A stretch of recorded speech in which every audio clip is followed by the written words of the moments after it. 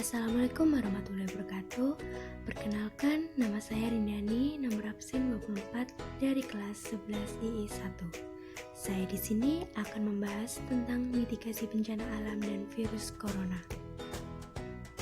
Pengertian mitigasi.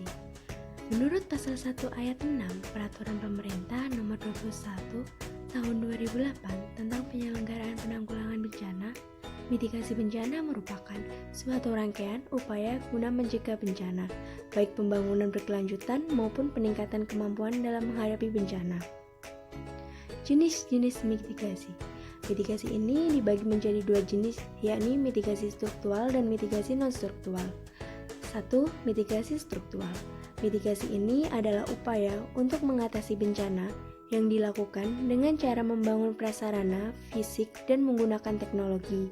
Misalnya, dengan membuat waduk untuk mencegah banjir, membuat alat pendeteksi aktivitas gunung berapi, membuat bangunan yang tahan gempa, atau membuat sistem peringatan dini untuk memprediksi gelombang tsunami. 2. Mitigasi non-struktural.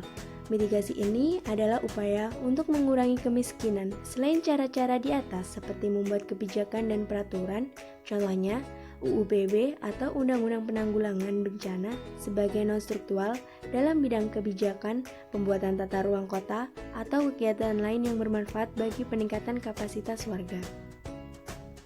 Tujuan mitigasi: meminimalisir risiko korban jiwa, meminimalisir kerugian ekonomi, meminimalisir kerusakan sumber daya alam, pedoman bagi pemerintah untuk membuat rencana pembangunan di masa depan, tingkatkan kesadaran publik atau kesadaran masyarakat dalam menghadapi risiko, membuat masyarakat aman dan nyaman. Kegiatan dalam mitigasi: mengenal dan meningkatkan risiko bencana, membuat perencanaan partisipasi penanggulangan bencana, memberi kesadaran bencana bagi warga sekitar, mengidentifikasi dan mengenali sumber perlindungan bencana, memantau penggunaan teknologi tinggi dan pengelolaan sumber daya alam, mengawasi pelaksanaan tata ruang, mengawasi pengelolaan lingkungan hidup. Nah, sekarang kita akan membahas virus corona. Virus corona adalah virus yang menyerang sistem pernafasan. Penyakit karena infeksi virus ini disebut COVID-19. Virus corona bisa menyebabkan gangguan pada sistem pernapasan, pneumonia akut, sampai kematian. Virus corona yang menyebar secara cepat ke seluruh belahan dunia, tak terkecuali di negara kita, Indonesia, sudah dapat dikategorikan sebagai bencana global. Para ahli sepakat bahwa bencana tidak hanya persoalan seperti banjir, gempa, tanah longsor, atau tsunami, tapi wabah penyakit pun masuk kategori bencana. Karenanya, bencana corona memerlukan mitigasi atau penanganan matang terkait langkah dan upaya pencegahannya.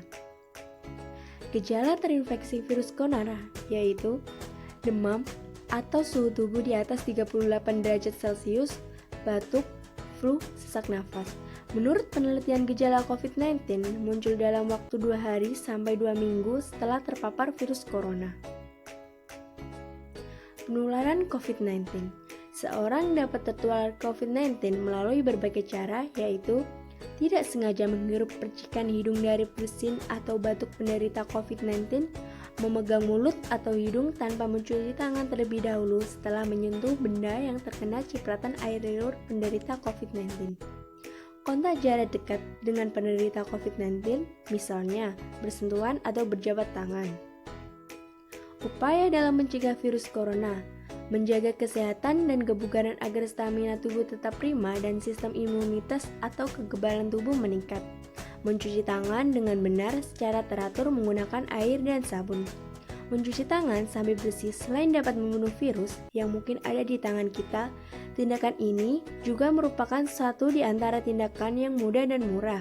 Sekitar 90% penyebaran penyakit bersumber dari tangan. Karena itu, menjaga kebersihan tangan adalah hal yang sangat penting.